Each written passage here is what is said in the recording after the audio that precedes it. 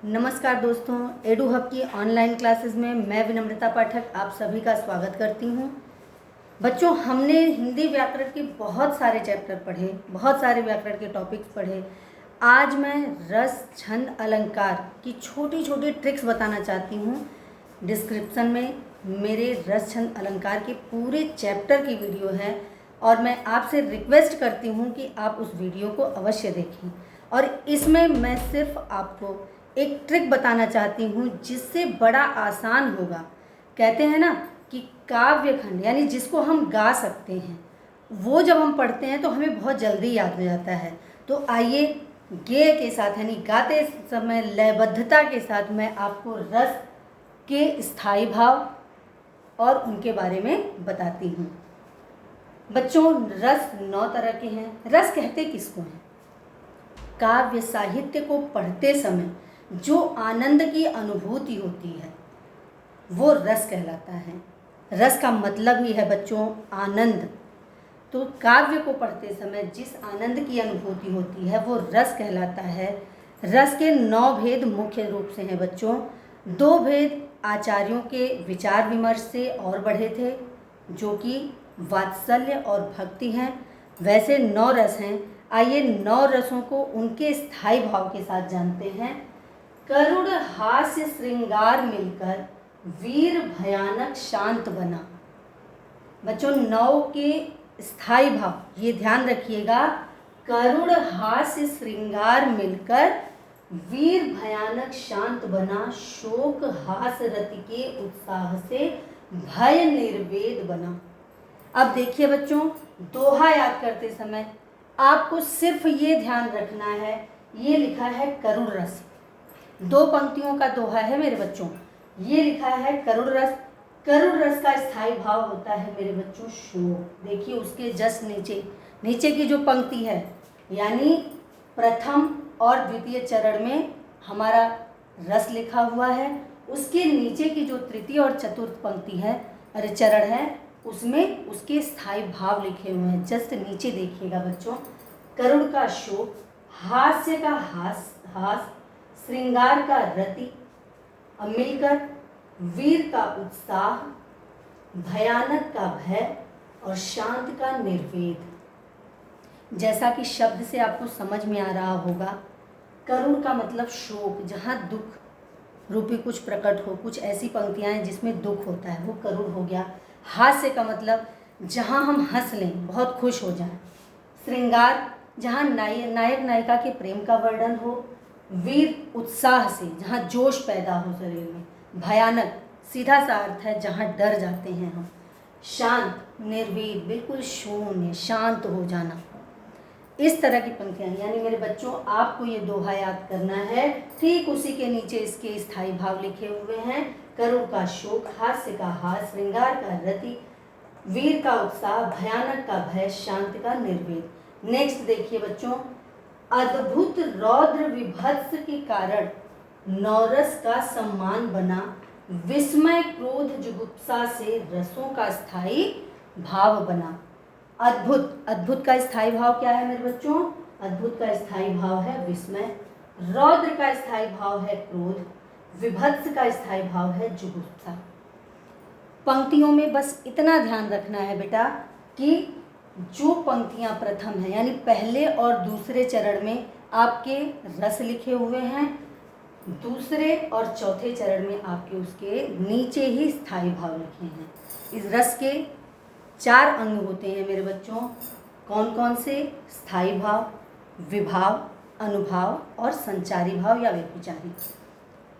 मैंने रस को पूरी तरह से पूरा उसके विश्लेषण के साथ, उसके उदाहरण के साथ अपने वीडियो में दिया है, आप उसे देख सकते हैं। आइए अब छंद को उसके ट्रिक के साथ देखते हैं।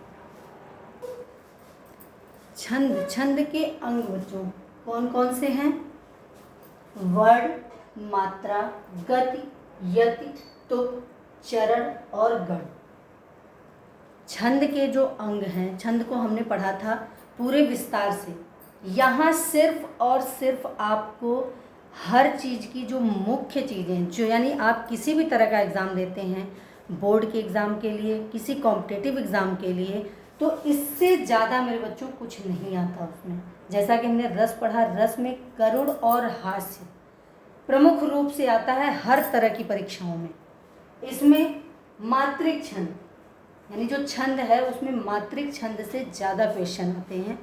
तो देखिए छंद के अंग कौन कौन से हैं। पहला है वर्ड। वर्ड किसे कहते हैं? वर्ड बच्चों एक इकाई है, भाषा की वह सबसे छोटी इकाई जिसके और टुकड़े न हो सके, यानी जिसको और छोटा हम न कर सकें, वह वर्ड कहलाता है। मात्रा। मात्रा क्या है? जब स्वर का प्रयोग हम व्यंजन के साथ करते हैं। स्वर और व्यंजन मेरे बच्चों आपको पता है, अ से अह तक की जो वर्णमाला है वो स्वर है, क से ज्ञ तक की जो वर्णमाला है वो व्यंजन है। तो स्वर का प्रयोग जब हम व्यंजन के साथ करते हैं तो स्वर का रूप बदल जाता है। उस बदले हुए रूप को बच्चों हम मात्रा कहते हैं। ये दो तरह की होती हैं। यहाँ छंद में उसका प्रयोग दो तरह से होता है, दीर्घ और लघु। उसे लघु और गुरु भी कहते हैं, ह्रस्व और दीर्घ भी कहते हैं। लघु और गुरु क्या है?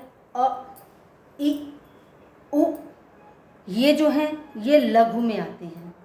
आ, ई, उ, ऐ, ओ, अ ये सारे दीर्घ में आते हैं। यानी जब छंद में मात्रा का प्रयोग होता है तो उसे दो रूप में होता है। यानी जो लघु है उसे हम एक मानते हैं, और जो गुरु है यानी दीर्घ है, हमने स्वर को जब पढ़ा था तो स्वर में क्या पढ़ा था? ह्रस्व और दीर्घ स्वर। तो जो लघु है उसे एक मानते हैं। इसका मतलब जो ह्रस्व स्वर है वो एक माना जाता है, और जो गुरु है दीर्घ है उसको दो माना जाता है। इसका जो चिन्ह है बच्चों वो ऐसे होता है, एस की तरह। यानी इसको हम एक मानते हैं और इसको दो मानते हैं। गति क्या है? काव्य साहित्य का जब हम अध्ययन करते हैं तो उसे लयबद्ध तरीके से करते हैं, यानी जिसको हम गा सकते हैं। तो कहाँ पर किस तरह से किस स्पीड से गाना है, यानी गाना आप बहुत भाग भाग के नहीं गा सकते, उसका जो लय है उसी के अनुसार गाएंगे तो वह गति कहलाता है। यति क्या है? यति है मेरे बच्चों रुकना। जैसे किसी भी साहित्य को पढ़ते समय अर्धविराम, पूर्ण विराम, जब उनकी रुकावट के लिए जो विराम चिन्ह होते हैं वहाँ पर हम रुक जाते हैं।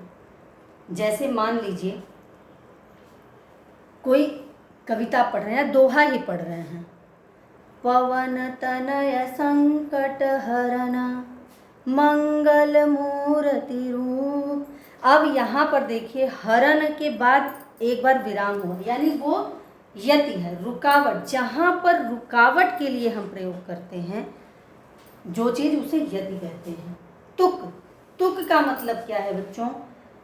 एक ही अक्षर से, एक ही शब्द के समान, यानी एक ही अक्षर से जब दो तीन पंक्तियों का जो अंत होता है, यानी एक ही अक्षर के साथ तुकांत। तुकांत यानी जब हम, और ये सिर्फ और सिर्फ बच्चों काव्य खंड में होता है, इसका ध्यान रखिएगा। गद्य में तुकांत नहीं होता, पद्य में तुकांत होता है। जैसे मैया मोरी मैं नहीं माखन खायो, मैया मोरी मैं नहीं माखन खायो। समझिएगा बच्चों इसको, मैं नहीं माखन खायो।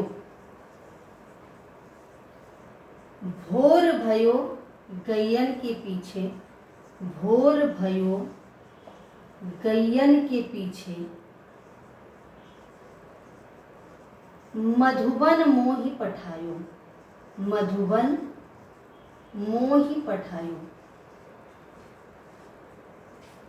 अब बच्चों ये देखिएगा, यहाँ पर खायो और गायो, मैया मोरी मैं नहीं माखन खायो, भोर भयो गैयन के पीछे मधुबन मोहि पठायो।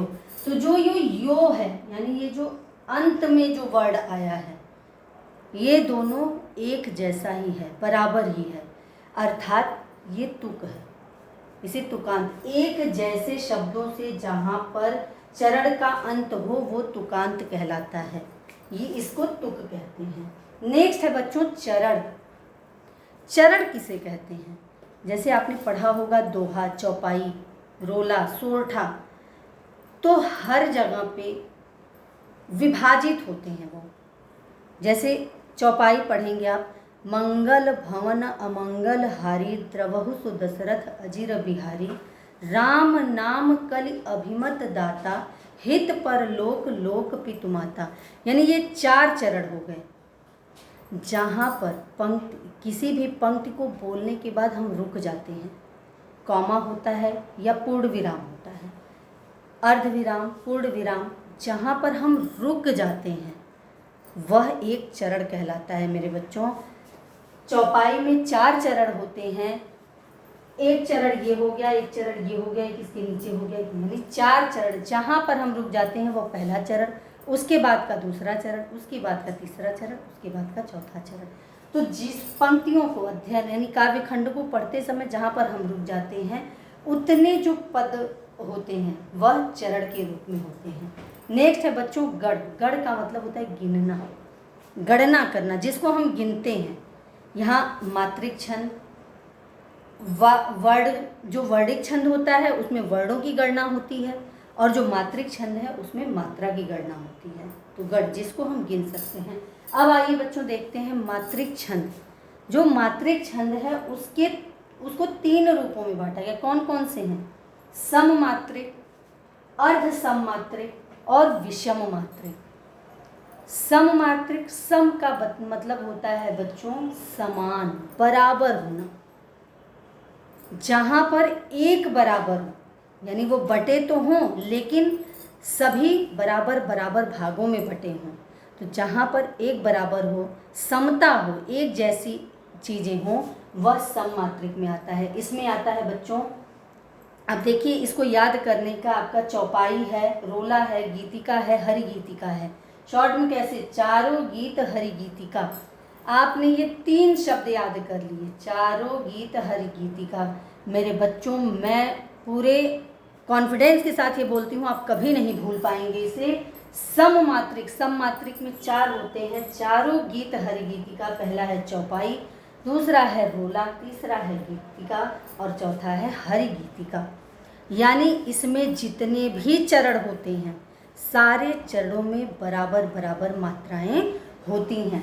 चौपाई में 4 चरण हैं जिसमें 16-16 मात्राएं होती हैं, रोला में 24-24 मात्राएं होती हैं, गीतिका में 26-26 मात्राएं होती हैं और हर गीतिका में 28-28 मात्राएं होती हैं। तो आगे है बच्चों अर्ध सममात्रिक। अब तक हमने क्या पढ़ा? सममात्रिक। अब अर्ध सममात्रिक। सममात्रिक क्या है? जो बराबर होता है। अर्ध का मतलब क्या है बच्चों? अर्ध का मतलब है आधा, सम का मतलब बराबर, मात्रिक का मतलब मात्रा से है, तो आधे में जो बराबर हो। अब तक हमने क्या पढ़ा? पूरा बराबर हो। अब आगे क्या है? अर्ध सम, जो आधे में बराबर हो। इसमें आता है दोहा, सोरठा, बरवै और उल्लाला। दोहा, सोरठा, बरवै और उल्लाला। दोहा में मेरे बच्चों 13 और 11 मात्राएं होती हैं। प्रथम और तृतीय चरण में 13-13 मात्राएं होती हैं। द्वितीय और चतुर्थ चरण में 11-11 मात्राएं होती हैं। सोरठा में इसका जस्ट अपोजिट होता है, मतलब उल्टा। 11-11 मात्राएं प्रथम और तृतीय चरण में होती हैं, 13-13 मात्राएं द्वितीय और चतुर्थ चरण में होती हैं। बरवै में 12 और 7 होती हैं। उल्लाला में 15 और 13 होती हैं। नेक्स्ट है मेरे बच्चों विषम मात्रिक। अब विषम क्या है? ये कहीं से बराबर नहीं है। यह कितनी भी मात्राएं, किसी में कितनी भी हो सकती हैं, किसी पंक्ति चरण में कितनी भी हो सकती हैं, इसका कोई संख्या नहीं है, गिनती नहीं है। ज़्यादा भी हो सकती है, कम भी हो सकती है। विषम मात्रिक, ये कुंडलियाँ, इसका एक रूप है कुंडलियाँ, जो कि रोला और दोहा से मिलकर बनता है। दूसरा है छप्पर, जो कि रोला और उल्लाला से मिलकर बनता है। विषम मात्रिक इसमें बहुत ज़्यादा हो गया। इसके 2 भेद हैं, मतलब 2 तरह के पद हैं, जो कि पहला है कुंडलियाँ, जो दोहा और रोला से मिलकर बनता है। छप्पर रोला और उल्लाला से मिलकर बनता है। तो आइए अब अलंकार के ट्रिक को देखते हैं। अब बच्चों अलंकार, रस और छंद के ट्रिक तो मैंने बता दिया आपको। अब अलंकार है। अलंकार की भी वीडियो मैंने YouTube पे डाली है, जिसमें कि अलंकार के सभी भेदों के 2 भेद हैं बच्चों, शब्दालंकार और अर्थालंकार। शब्दालंकार के 3 भेद हैं, अर्थालंकार के अनेक भेद हैं। तो उन सब के बारे में मैंने बताया है। आइए अलंकार को याद करते हैं, उसको समझने के लिए किस तरह की पंक्तियाँ आएंगी, उसमें कौन सा अलंकार है, ऐसे जहाँ पर आपको समझना है तो इस ट्रिक से आप समझ सकते हैं बच्चों। क्या है, बार बार एक वर्ड जो आए अनुप्रास की भाषा। जैसा कि मैंने आपको बताया, वर्ड का मतलब होता है बच्चों अक्षर। अक्षर बिल्कुल भाषा की सबसे छोटी इकाई। शब्दों पे ध्यान दीजिएगा बच्चों। बार बार एक वर्ड जो आए अनुप्रास की भाषा, यानी एक ही अक्षर की आवृत्ति बार बार हो, बार बार एक ही अक्षर जहाँ आए वह अनुप्रास अलंकार होता है मेरे बच्चों। दूसरा है यमक। ये बच्चों शब्दालंकार के भेद हैं। यमक और यमक में जोड़ा आकर, और यमक में जोड़ा आकर अलग अर्थ दर्शाता। जहाँ पर एक ही शब्द की आवृत्ति 2 बार हो, यानी शब्द एक जैसे ही हों लेकिन वो 2 बार आए हों, ऐसी पंक्ति जहाँ पर होती है वहाँ पर मेरे बच्चों यमक अलंकार होता है। जैसे कनक कनकते 100 गुनी, माँ दकता अधिका, या खाए बौराए नर वा पाए बौराए। कनक कनकते, कनक का की आवृत्ति 2 बार हुई है। उसमें एक कनक का अर्थ है धतूरा, एक कनक का अर्थ है सोना। नेक्स्ट है बच्चों, और श्लेष में एक शब्द के अर्थ अनेकों भाई। श्लेष अलंकार में बच्चों एक ही शब्द आता है लेकिन उसको कई अर्थों में हम जानते हैं। रहीमन पानी राखिए, बिन पानी सब सून, पानी गए न उभरे, मोती मानस चून। अतिशयोक्ति में बढ़ा चढ़ाकर, अतिशयोक्ति, अतिशयोक्ति में बढ़ा चढ़ाकर छोटी बात बताई। हनुमान की पूंछ में लगन न पाई आग, लंका सगरी जल गई, गए निशाचर भाग। यानी अतिशयोक्ति में क्या होता है, किसी छोटी बात को बहुत बढ़ा चढ़ाकर बोला गया है। इसमें क्या कहा गया कि हनुमान की पूंछ में आग नहीं लगने पाई और तब तक लंका जल गई। हनुमान की पूंछ में लगन न पाई आग, लंका सगरी जल गई, गए निशाचर भाग। वहाँ पे जहाँ पर इस तरह की पंक्तियाँ आएंगी बच्चों, वहाँ कौन सा अलंकार होगा, अतिशयोक्ति। चरण कमल एक रूप मानकर, रूपक की परिभाषा। चरण, चरण का मतलब है पद, कमल पुष्प है, तो चरण और कमल को एक जैसा मानते हैं। जहाँ पर चरण और कमल को जहाँ पर एक रूप में मानते हैं वह रूपक अलंकार होता है मेरे बच्चों। सा सी से सम सरिस मान लो, उपमा जी की आशा। चंद्रमा के समान मुख, जहाँ पर सा सी से सम यानी उसी के समान, चंद्रमा के समान मुख, जहाँ पर इस तरह की पंक्तियाँ आती हैं वहाँ पर मेरे बच्चों कौन सा अलंकार होता है, उपमा अलंकार। उत्प्रेक्षा संकेत समझ लो, मन मानो जनु जानो। जहाँ पर जिन पंक्तियों में मन मानो जनु जानो इस तरह के शब्द आते हैं वहाँ पर मेरे बच्चों उत्प्रेक्षा अलंकार होता है। और 2 चीज़ों में भ्रम पैदा हो, यानी 2 चीज़ों को हम देख रहे हैं और उसमें थोड़ा सा भ्रम हो हमारे अंदर, ऐसी पंक्ति जहाँ आती है वहाँ पर मेरे बच्चों कौन सा अलंकार होता है, भ्रांतिमान। भ्रांतिमान पहचानो। तो आइए इस कविता को एक बार एक साथ गाते हैं।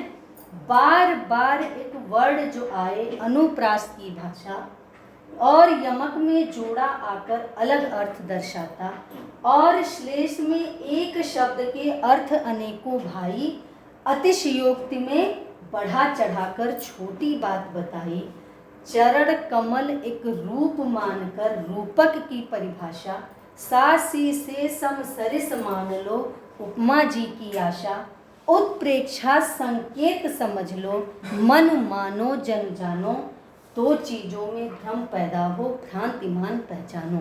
तो मेरे बच्चों इस तरह से जो ट्रिक मैंने बताई है, मैं उम्मीद करती हूँ कि आपको रस छंद अलंकार में कभी भी किसी भी तरह के प्रश्न में भी कोई भी समस्या नहीं आएगी अगर आपने बहुत अच्छे से इस वीडियो को देख ली या बहुत अच्छे से इसे याद कर लिया। एक बार गा के इसे आप याद कर लेंगे, आपको सारे अलंकार पूरी तरह से याद हो जाएंगे। किस तरह की पंक्तियाँ आने पे कौन सा अलंकार होता है ये सब समझ में आ जाएगा। तो उम्मीद के साथ कि आपको ये वीडियो पसंद आई होगी। मिलते हैं अगले वीडियो में अगले टॉपिक के साथ, और एक रिक्वेस्ट करती हूँ, लाइक एंड सब्सक्राइब ज़रूर करिएगा। Thank you.